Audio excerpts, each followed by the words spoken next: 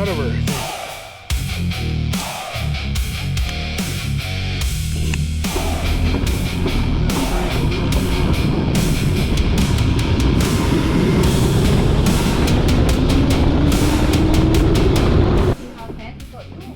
I was hauling amps.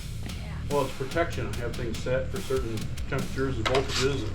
And she's probably pulling hard fucking amps there. The motor is like barely lukewarm. Well, it's something in the setting. Well, the brakes are what you're smelling. It's hot as fuck. I might have to do something else. Put a bigger brake caliper on. Put some clamps or something, because that's just not. It is not fucking stopping it.